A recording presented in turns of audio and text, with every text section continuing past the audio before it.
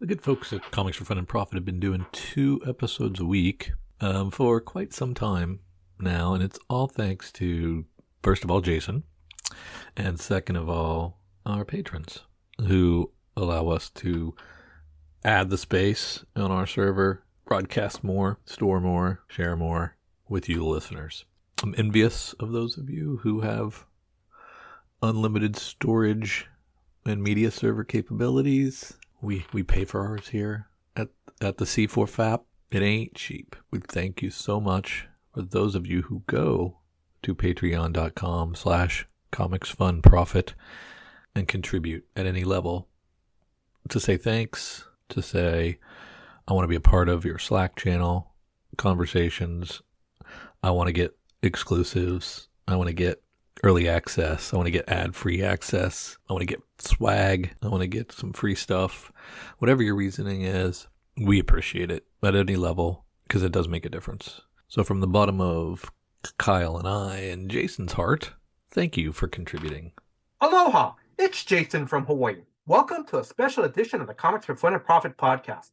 In this episode, I will be interviewing Joshua Viola. I'm sorry, Josh, did I pronounce your last name correctly? You got it. All right, thank you very much. He is here to promote the Unioverse multimedia line that includes video game, comics, and upcoming anthology novel. The first 2 issues of the Unioverse comics are out right now. Issue number 1 is a one-shot focusing on the character Reyu, and the second issue is focusing on the other character, the other main character, Cryowulf. They are now available. They're available now, right now. And issues 3 for Gret comes out on July 11th, and Anil comes out on August 8th. Josh, before I ask you how are you doing today, did I pronounce the main characters' names correctly? Anil is how you pronounce Anil, okay. Anil. Yeah. Okay, thank you very much. Mhm. All right, so Josh, welcome to the Comics for Fun and Profit podcast. How are you doing today? I'm great. Yeah, thank you for having me. How are you? I'm doing good. Thank you very much. Listeners, I'm going to briefly go over Josh's past works and awards that he has achieved. Josh, please feel free to correct me. Now, he is a Denver Post best-selling author. His first novel, The Bane of Yoto, won the USA Best Book Awards, National Indie Excellent Awards, International Book Awards, and Independent Publisher Book Awards. Josh, did I miss any other? You're good. Yep. We're good. Okay, thank you very much. He is also a video game artist and has worked on Pirates of the Caribbean, Call of the Kraken, and Target Terror. He and his husband, Aaron Lovett, collaborated on the Aftershock Comics Miskatonic #1, and it was the Cover Alpha Comics variant. Is that correct? Correct. Yep. Thank you. He has written numerous short stories. He wrote a one-shot story, Diminished Seventh. He co-written this with Sean Ads. Did I pronounce Eads. Okay. That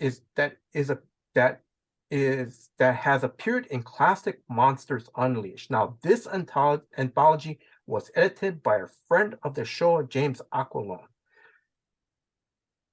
Josh, did I miss anything? No, you got it. Yeah, sounds good. Thank you. Oh, thank you very much. Now, before we begin the interview, I want to give a big shout out to Hannah Bahedri of Superfan Promotion for setting up this interview and for the advanced reading copies. Hannah, just thank you very much. Josh, I'm going to ask, do you want to add anything to this?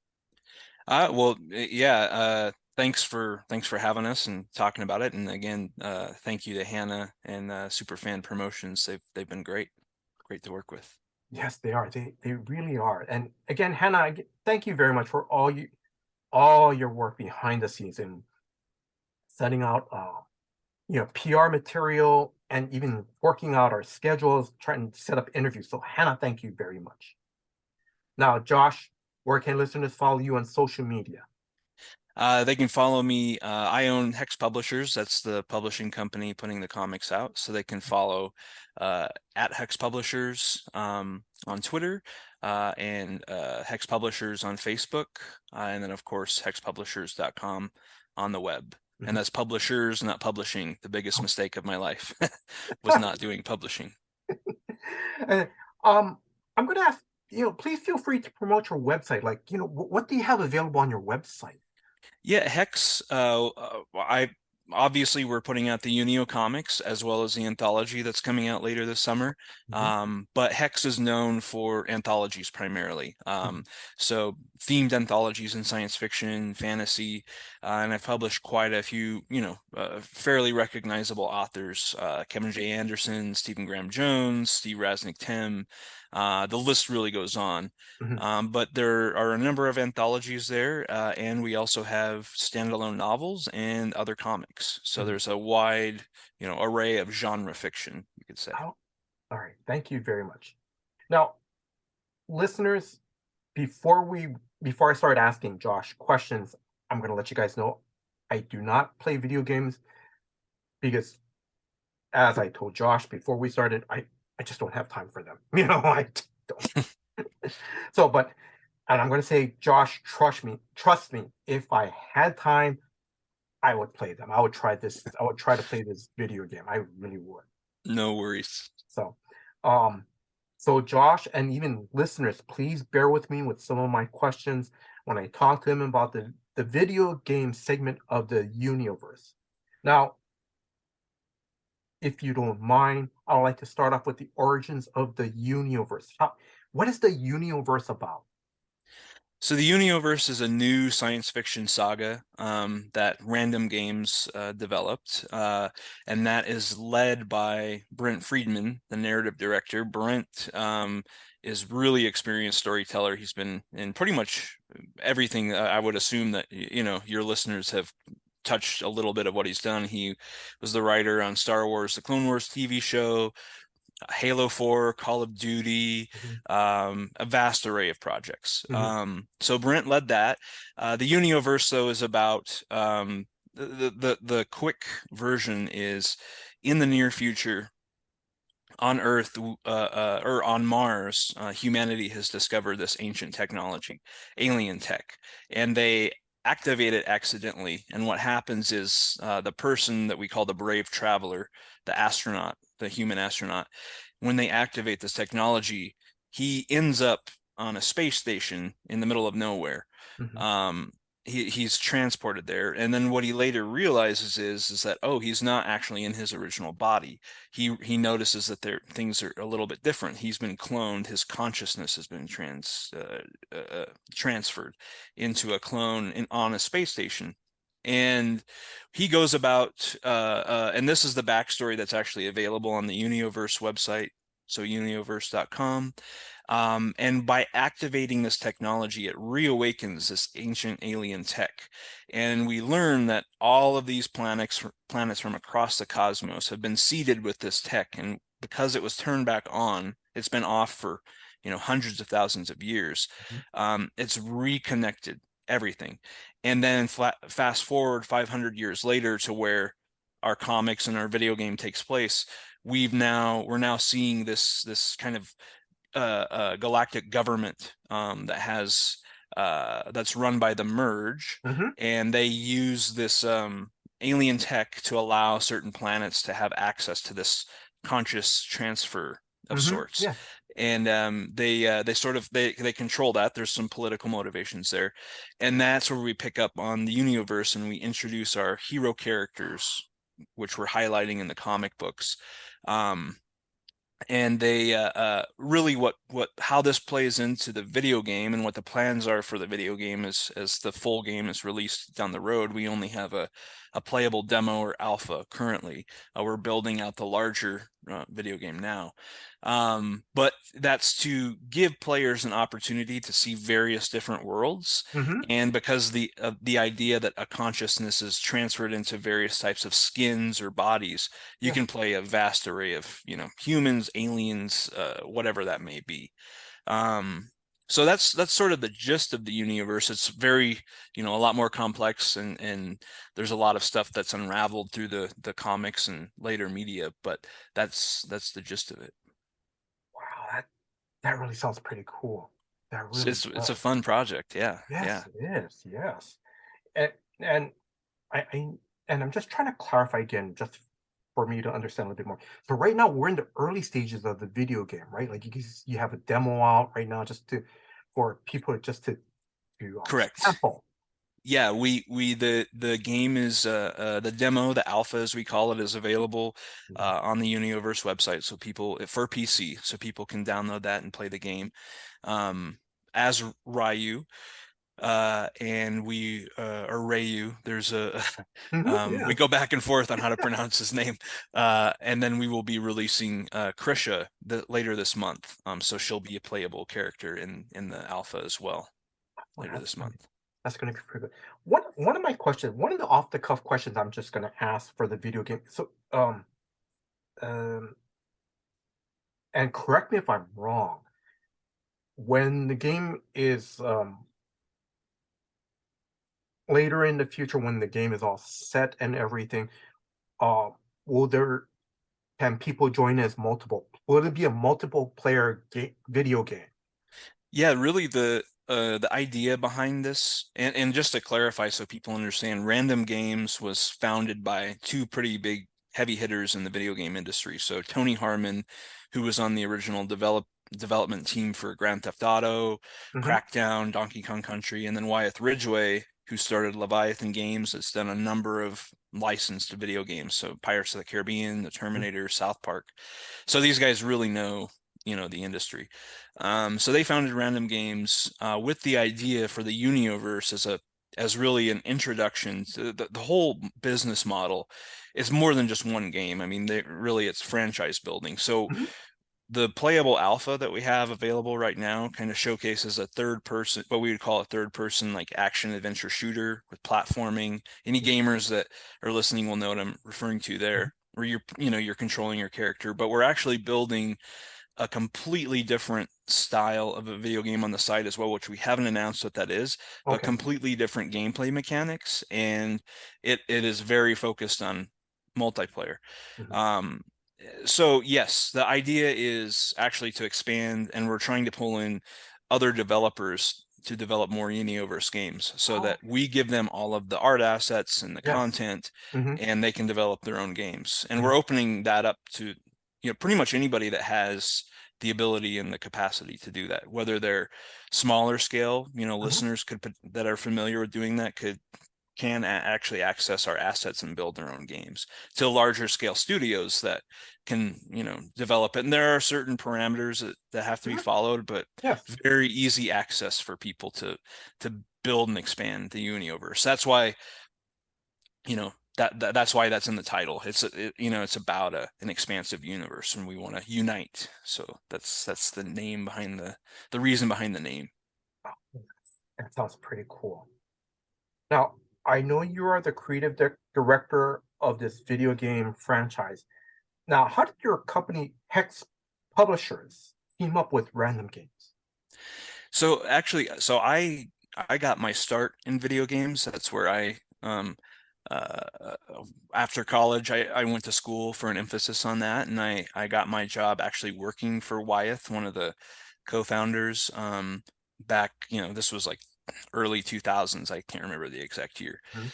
but I worked with him on as an artist on a variety of video games, and we got to know each other really well. My first novel, it's kind of weird how everything kind of comes together, but my first novel, they licensed the right to develop that into a 3D comic book app for mobile back in the infancy of the iPhone. So when Mhm. 3D comic apps were new and fresh, we were one of the first on the block.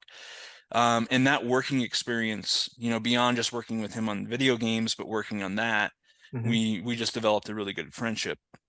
So when he started Random Games, I kind of left the video game industry Mhm. for a while to focus more on publishing and writing. Mhm. Um, and really, truthfully, not a whole lot of interest to come back. I love video games, Mhm. but working on them kind of takes the magic away a little bit, if that makes Yes. sense. Yes. Yeah. Mhm. So I left for a little bit, but when Wyeth founded Random Games, he reached out to me and said, "Hey, look, these are the people involved." That's Mhm. what really interested me, because there's a lot of people involved that I look up to, that are kind of heroes of mine, and that opportunity to work with them, I was like, oh Mhm. man. So there was that, and he said, we want to focus more on just the video game. We want to build this out and have some narrative. Let's do some comics, let's do some novels. And I've worked with a variety of other writers, and that have a reputation. So we Yes. decided we wanted to do an anthology and pull Yeah. in as many creative writers as we could. Mhm. So when he mentioned that, that made a lot of sense for me to step back into it, and that's why we're here. No, yes. Um,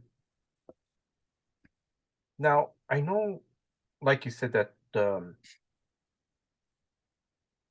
you know, I know that there's a story that you guys have a very good story team. Um, did your story team, when before you started before they started working on the video games, was there like a Bible that was created for the Unioverse? Yeah, I mean, that was a huge part of the work. Mhm. So I was brought on really early. Brent Friedman was the only real narrative guy there. I mean, of course, the narrative team has other people, but Brent was leading it, and they established some really loose concepts. Mhm. They had the gist of everything in place, the foundation. But when I was pulled in, before I could even get into writing the comics, Mhm. working on the anthology, writing Yes. those stories, I had to work directly with the story team. I was part of the story team to Yes. figure out the rules. So Mhm. we spent, honestly, over 6 months going back and forth, Mhm. developing this, and then we created a wiki, which is substantial. I mean, that's the Bible. That thing Mhm. is just pages upon pages upon pages, and we actually have portions of that available to the public Mhm. via the Unioverse website. So anybody that has any questions about this universe, it's there. So Yes. yeah, it was a very substantial process, and there was a lot of back and forth, because even when we thought we were done, we would write something in the comics, Mhm. and then it would actually pose a problem for Mhm. that we hadn't thought out, and we'd have to Yeah. go back to square one. We probably rewrote those comics like 15 times. It was insane. But yeah, so there's a really in-depth wiki or Bible, and then I actually took a portion of that, and it's included in the back of the book that's coming out, so Oh, that okay. people can have direct access to that when they're reading, and Yes. it might make it a little easier to understand some concepts. Because, and correct me if I'm wrong, because like for Reyu, in the first issue, there's like a quick little blurb in the back about Yeah, him and his race. right. I thought that was pretty cool. Yeah, so each comic that comes out, we're releasing a total of six. So Hmm. the first five are highlighting our five main heroes that we, have a plan for releasing. There will be more, hopefully, down the road. And then the sixth introduces the villain. And they are, as you'll read more issues, they are connected, and they Yes. come together in the sixth issue. And each issue, I wanted to highlight the main characters and give a little blurb for their Yes. more background info. And that's just a tiny piece. We've really planned it out. There's many pages for each character, but yeah. So when we actually compile and collect all of uh the comics together, when Hmm. when we release the whole collection, I plan to include even more little side characters that we created bios and art for readers to look into. Um, Before I start getting into the comments, um, actually, let me ask this question before I jump into the comics. What were some of the influence to the Universe? Because when I'm reading the comic, I see hints of a little bit of samurai influence, Yeah, a little bit hints of like the, of course, Star Wars, but a yeah. little bit more of the political and religious intrigue that goes back and forth in it. So, like, did you guys talk about like, certain movies, certain novel series that influenced you guys? That's more than I could even jot down. But Mhm. certainly you're picking up on the samurai influence for uh, Reyu's design. That's Yes. very, very clear, because he's got his weaponry. He's got a short sword and a long sword, among other things. But his design, I mean, that was actually in the initial blurb that Brent had prepared, where he's like a samurai. Oh. But yeah, as far as movies, Star Wars clearly a big one, right? And Brent, coming from working on the Star Wars property, I think that's just in his DNA. Yes. But we talked a lot about, actually, and anybody that's familiar with like conscious, putting a consciousness in something, altered Yes. carbon.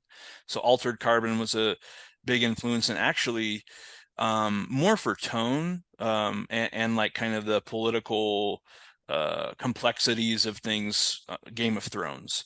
So we, this is like marketed to a general audience, but it does lean into some darker stuff for sure. But in the anthology, when people read it, and we really played with the different genres. So we've got, there's some like true horror that's inspired by The Thing, Aliens, but then we've got we even have some stories that feel very Indiana Jones adventure. Yes. So a vast array of influences, and that's what, again, makes this fun, because the idea is that it can encompass all of that, Yes. so that was definitely, a lot of different influences for sure. Oh, that sounds cool. That really does. All right. I'm just going to start jumping into the comics. I've already read the first 2 issues. Now, listeners, Josh, correct me if I'm wrong. So all 6 issues you have co-written. Now, all 6 issues are interconnected. And you have your co-writer on this is Angie Hodapp. Is that correct? Correct. Okay. And then I'm just because actually we already hinted that some of these stories are kind of like introducing the characters to readers and also to comic book readers / gamers as well too. Am I correct on that? Yeah. So the idea behind the comics in that sense is to really to appeal to both people. We're teasing things, if you've only read the first 2 issues, so there's a lot of stuff that we've teased that needs to be explained later. But the idea is to rope in people that aren't familiar with the Yes. Unioverse. So yeah, it general appeal there. Introduce the characters and make people interested. That's the goal. And then for those, we already have a community of followers that are very aware of what the Unioverse is. So Nice. this goes just a little deeper for Yes. them. It gives them more explanation for things. So it's accomplishing both of those tasks. And yeah, the intention is to show you who these characters are and how they interact with each other. So we had a lot of conversations. This is like they become sort of a team, almost like the Avengers, but they're not like uh, uh, uh, they're not happy about it. They're Yes. kind of all solitary figures, that are doing their own thing. They're forced into a situation where they have to work together and they don't have a choice. So it's even more of a group than a team, because they don't have a choice. So yeah, that was the intention. And then actually, as you read, and you might have picked up on this a little bit, from issue 1 to issue 2, we circle back to what happens there. And then Yes. each issue that follows, except for the 6th one, we do the same thing. So it's almost like we're showing all of these characters where they're at on the same day, and Yes. we're teasing those connections. So And that's the thing. This is the off the cuff comment, but that's the thing I loved about the first 2 issues. awesome. That's good You to know, hear. because I'm reading first, okay, this is cool, and then when Reyu tracks down Krisha, um, at the end of issue 1, in issue 2, we pick up where Krisha is because they already Right. talked about what she has done in issue. They only talked about what she's done in issue, what happened in issue 1. But then, yes, like you say, you circle around because then you see where Krisha goes. I see where Reyu is, and it's like, oh my god, I remember seeing that. Yeah. It's from a different point of view, and I And love that. Well, that's awesome to hear. I love it too. And truthfully, all the credit for that has to go to Angie. That was her idea. Mhm. And I'd never tackled like an episodic, these are episodic releases, right? They're Yes, different issues, but the callbacks to make them all happen in that same time. I'd never yes. done that before. So that was really her idea, and she really helped nail it. So I'm glad that you appreciate that, because I thought it was cool, and it just gets more fun as the issues go on, Yeah. how they're all connected. So And also, and yeah, but like I said, I'm gonna leave it at that because I don't want to spoil anything else. But like I said, but it's very nice. thank you. It's like, wow, this is cool. I love it. It's great. Thank Um, you. Appreciate it. and then now for listeners, we've already mentioned Reyu. Um, it has that samurai vibe to it. To me, he feels like that ninja Ronin because Hmm. Josh, correct me if I'm wrong, because I think Reyu is the last of his kind, if I remember correctly. I can't remember if it was, you know. Yeah, a little bit of the backstory there. What we call the consciousness tech, Mhm. how you sit in something called a transpod, and from one planet, one location to another, and it transfers Yes. your consciousness, and again, it can clone your original body, Hmm. which some people prefer, or you can use other skins. You can inhabit something else. You can even we get into some fun, interesting ideas where lower income people in this universe, Yeah. they can't afford a clone, or they can't afford a higher end skin, so they're using a rental skin that somebody could have used, and they're kind of lower, but Yes. that's kind of straying off the topic. But Reyu was trapped in a transpod in his own skin for hundreds of thousands of years. Yes. In this, like, since all that tech was shut off, he was just there. So he awakens, in the time now, and a little bit. He remembers some things. He has some knowledge, but he's trying to discover who his people were, why they were so important, Hmm. and why he's the last of his kind. Yeah. So we tease a little bit of that, and we have plans to explain more of it later on, if this is successful and we can continue. Because the other cool thing I love about Ryu is I love the cool design of the armor. I love it. Oh It's man, just, yeah. you know, And the cool thing too, if you play the game, and this is like what really makes it unique, for each version of Ryu that we have available, for the video game, there's 20,000 different variations of his armor. So you what? can Wait. I'm sorry. Okay, no, 20,000, finish up. yeah. Finish up. Sorry. Yeah. So when the way you acquire the characters, you can get, it's kind of randomly generated, but we have a system in place that for uniqueness. Now we have some that we call commons, so there's more common Hmm. sets, and Yes. and the odds of you getting a common are very high, but we Mhm. have a vast array of styles. So yeah, 20,000, and we're doing that for each character. So Krisha coming out, the promo images of her shows her without her hood, with the blue hair. Yes. Hmm. But they just today on the Unioverse Twitter account, I saw they were teasing this version of her, decked out in this full mask with Tron like lighting, and just a vast array of styles. So if you like the armor, wait till Yes. you see all of the different variations. It's pretty crazy. Okay. All right. That's pretty cool. Um, Now Ryu also in the first issue he talks to someone named Ol Olen Gray. Am I pronouncing the name Correct. correctly? So Hmm. he kind of sort of reminds me of one of the guardians of the universe from the Green Lantern. That he has this wisdom and he has this all-knowing calmness and presence about him. Can you Yeah. talk a little bit more about him? Sure. Yeah, he's so Olin Gray. That was actually a character that Sean and I created, Sean Eads and I, because we co-wrote a story in the novel, that'll be coming out later. And he is basically the oldest member of the Merge, which is, again, the Merge is the political structure that's controlling the Mass O, or the Meson Zero, which is the tech that's been activated.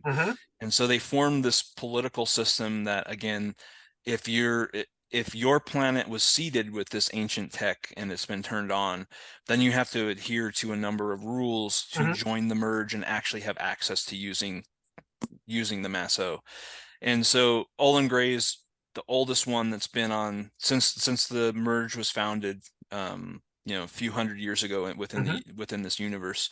He's the oldest serving member, and he's the one that's making all of the big decisions, or helping influence them. So he plays that kind of like, that wise the Yoda of this universe, right? So he's sharing that wisdom, and it allows us to really play with backstory elements through his character. Okay, all right. Now I'm going to jump to the next character for issue number 2. Krisha. She's introduced in the first issue. I love the close-up of her face. It was beautiful. And it had that nice Patrick Nagel 1980s art style vibe to it. It was amazing. Ben's art is great. Yeah. Yes. He just to talk a little bit about Ben. So Ben Matsuya illustrated all of the internals for all of these, and his style is typically a little more animated, traditionally, and so when working with me on the Unioverse, we wanted to go a little grittier, but still maintain that kind of vibe. He's especially great with colors, and it's so good. But Ben really gets, I've said this in a number of interviews, but he really gets sequential storytelling better than I've worked with a lot of artists, but he gets it better, and that's because I think he really is concerned story first, and the art grows from there organically. But yeah, beautiful work. I've become good friends with him, and we have a number of other projects in the works beyond this, just because I love working with him. That's great. And the other thing I have to mention, I didn't write this down in my notes, and but I love the colors. Like you said, they're very bright. Yeah, his sense of color theory is phenomenal. It's really nice. It's even when when Reyu is walking in the streets, I mean, there's like, I guess like either, and correct me if I'm wrong, like either darker or earth tone colors, but it's not dark where, it's still a little bit light, and it still feels a little bit of a brightness to it that I still love. Yeah, the fun thing too, and unfortunately, because you haven't seen it, because it doesn't happen until issue 3 and on, but we talked a lot about issues 1 and 2 take place on the space station, the hub. So the colors are the same, but then from issue 3 and on, each issue takes place on a different planet. And so we talked about how do we really want to make it feel that way, so that each comic has a different color theme to feel like we're on a different setting. And it gets even crazier as his color work it's just gorgeous. It's great to look at. Oh, okay, all right. I'm going to ask a dumb question now. Actually, we already talked about this. The one chance, enhance the video game experience. I'm going to ask, let's say if there's a gamer that just wants to play the game, do they need to read the comic to know what's the background story of the characters, or? Right now with the playable demo, I would recommend that, because the demo is more about the gameplay and the presentation. So there's not really a lot of story narrative. There's like little hints visually of things that tie in together. In the grand scheme of things, when the full game is released, that ideally will have, a narrative breakdown. But currently it's more of the gameplay. So if you really want to know about these characters, it's going to be through the comics, through the anthology, and then of course through the wiki that's on on the website. So yeah, I would definitely recommend checking out the comics. They complement each other, right? You get to know more about them through the comics, and you really get to see what the characters can do in the actual game. Yes. Now, if a comic book reader is interested in getting a copy of these one-shots, where can they buy them? Yeah, the print versions are exclusive through hexpublishers.com. Okay. And the cool thing about that is that so limited print run, but we are, like I mentioned with the armor earlier, we did a rare variant. So it's what we call our legendary version. So there's the common version of the comic, which is your traditional artwork, and then we've got legendary edition, which has a nice tweaked version of the art. And it's a better print. It's matte print with nice UV spot printing, and then on the inside it's signed by the team. And we're randomly fulfilling those just like we do with the armor. So there's a 18% chance if you purchase that you'll get the signed variant edition when purchased in print. Off the cuff question, because I just thought about it. After all 6 issues are released, are you guys looking to put it all in one trade?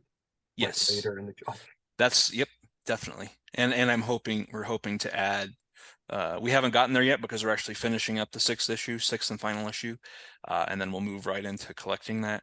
But yeah, there's a lot of cool concept art I'm hoping to throw in there that nobody's seen. Oh, that's pretty cool. Before I move on to the anthology, would you like to give out shout outs to your artists for this series? I know we already talked about Ben.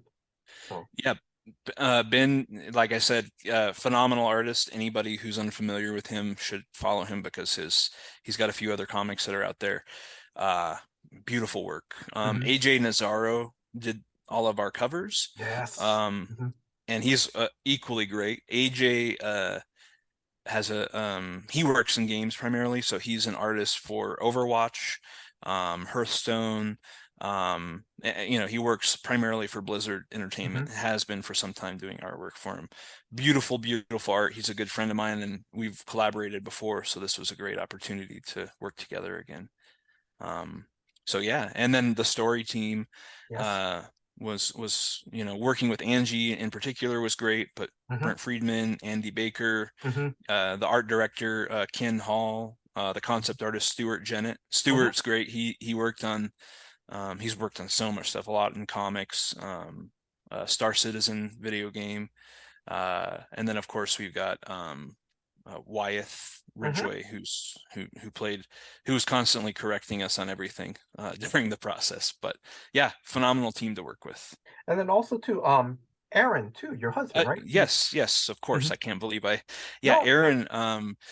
Aaron worked on a lot of the early concept art for Ben to work off of. So not for every character, but for the main hero characters were developed in advance before Aaron came on, but most of the side characters like Olin Gray, Nova Orion, and other characters you'll meet in the comics, Aaron did the initial concepts, which I'm hoping to include in the collection, and then Ben took them and turned them into his style. Before I jump into the anthology, because I want to get back to a couple questions from the comic books, and I think it's kind of a little fun thing you guys did was because if I remember correctly, I think in issue 2, Krisha says a word, something like, "I'm not a drecking child." So is that your guys? Is there your guys' swear word for like Battlestar Galactica, like frat? Okay. Exactly. We actually have quite a number of them, and they're all highlighted in our glossary in the anthology. So, we have some like traditional Earth swear words, but we thought, and it's not at all about like trying to make it cleaner or anything. It was just like logically, like would popular swear words now make any sense in this universe, and it didn't. So we compiled some of those language choices. And they're you'll see more of them in the anthology, and then we highlight them in the glossary to make sense of what they are. Oh, that's so pretty cool. That is so cool. Okay, so The anthology, it's going to be called, correct me if I'm wrong, Stories of the Reconvergence. Is that correct? Exactly. Yep. Now, I know you've already talked about like it's going to range from everything from horror to like an Indiana Jones vibe theme to everything in between. Um, I know you and Angie are editing this book. I'm going to ask, like, who are some of the writers? Are you already mentioned that you've already worked with, some well-known writers, but for our listeners, can you mention who some of these writers are? Yeah, well, yeah. So, and just to give a little background on the anthology, the idea here, we do touch a little bit on some of the stories have the characters that are established in the game, and there's some tie-ins to the comics, but the idea of the anthology is to go deeper and expand. So there's a lot of new stuff that nobody's familiar with. So we really wanted to show how big, this storytelling format, what it allows people to play with. And Angie and I wrote some stories in the book ourselves, but we have Stephen Graham Jones, who's a phenomenal writer, good friend of mine. He's, for those familiar with comics, he's the author, the writer of Earth Divers from IDW. Yes. Yeah, so Stephen's great. Linda D. Addison, she's phenomenal. She's done a lot of media tie-ins. Recently, she did short stories for the Predator, the latest Predator anthology, and then I believe she's done I want to say Black Panther Okay. tie-ins. Kevin J. Anderson, Oh, yes. he's very well known. Star Yes. Wars, Dune, Yes. those series. A lot of great writers, Mario Acevedo, Andy Baker, Karina Bassett, Kenneth W. Kane, Dayton Ward, and Kevin Delmore co-wrote a story together, and they have they've done a lot of stuff in the Star Trek universe. Yes. So, and Sean Eads, he and I co-wrote our story together. Sean is a frequent collaborator of mine. He's a Shirley Jackson Award nominee, phenomenal writer. And this is he played a little bit of a role in developing some of the characters in the comic. So for him, this was neat because he never worked, even though the anthology is not a comic, but he got to dabble a little bit in the comics as well, and that was fun for him because he'd never done that before. Pretty cool. Okay. Now correct me if I'm wrong, because you mentioned that this book is going to come out later this summer. Is that correct? Yeah, I believe Hope we're going to that's be the in target. Hopefully. the anthology will be out. I believe August 15th is the date. So newsflash for all your listeners. I think that's the official date they heard it first. Okay. All right. And then where can gamers / readers pick up a copy of this book? It'll be available through all the major retailers that were you. Oh, nice. So yeah, there's and it'll be available. We're actually finalizing. It's done. We're formatting and putting the book together now. But I do believe we're going to have hardcover, paperback, and ebook. So. Oh, okay. All right. That's nice. Now, I know you can't talk about any any of this stuff, but I, are there plans to do any more? Are there plans, hopefully, to do limited comic book series or novels, or do you get to have something in mind already, and it's just waiting to go get the green light? Yeah, I can talk a little bit about it. All of this has clearly everything to do with the success of the project, right?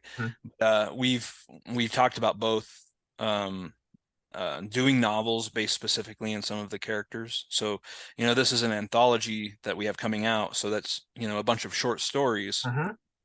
But we talked about doing novels based on, Krisha's backstory, some other characters.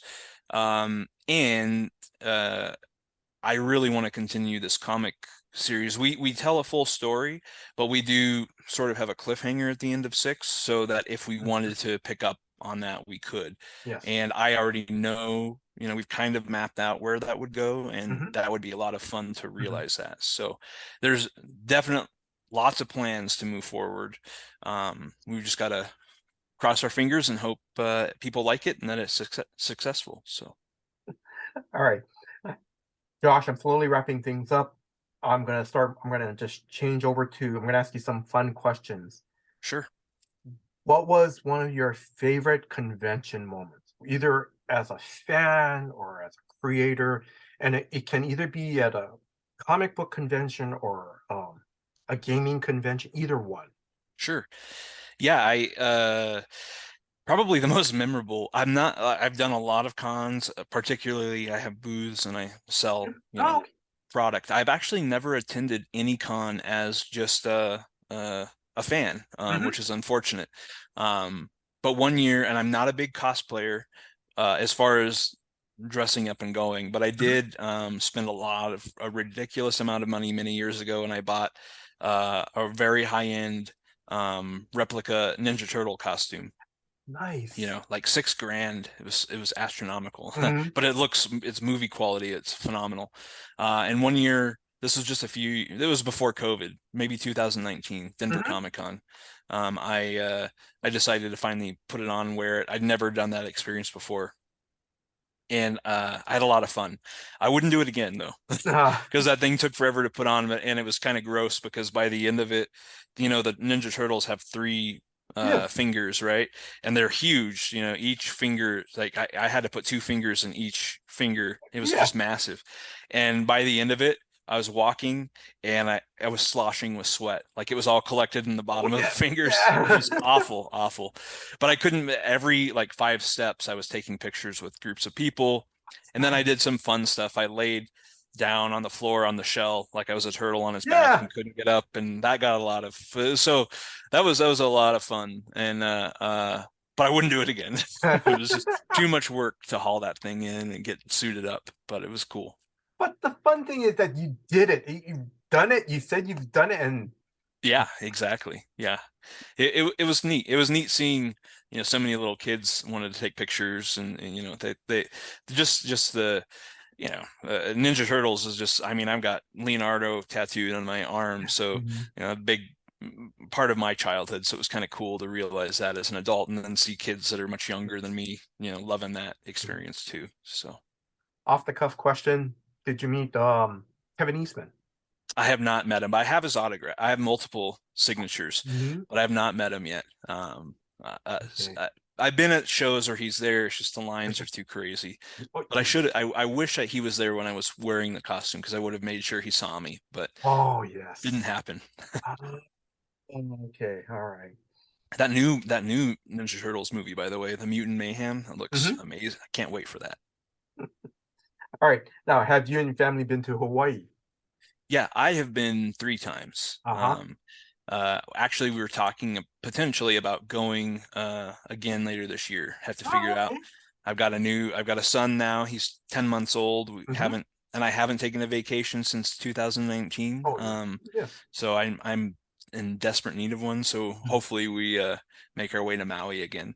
That would be nice. Ah, that'd be nice. That would be Yeah. really nice. All right. Last question. Any closing words to our listeners? I just want to thank everybody for tuning in and letting me talk about what the Unioverse is, and I hope it was intriguing enough that they're willing to give it a shot. We're very excited about the project, and I think that anybody who dives into the comics, whether they're familiar or unfamiliar, there's a lot of fun to be had, and especially as the story, as more issues come out, and you Mhm. get to connect the dots, and then actually playing the game. It's a lot of fun for people. So I hope they enjoy it, and I appreciate them taking the time to listen. Josh, I wish you and the creative team behind the Universe property all the success. I want to say thank you very much. Mahalo. Thank you for your time. Thank you for giving me this opportunity to interview you. I also want to thank Hannah of Superfan Promotions for setting up this interview. And Hannah, thank you very much for the advanced copies. Thank you very much. If you are a new comic book reader or a lifelong gamer slash comic book reader, please check out the Universe multimedia line. I read the first 2 issues of the comic, and I love the story because to me it no pun intended, but it transported me to another universe, with cool and interesting characters with amazing art. And Josh, I'm being serious.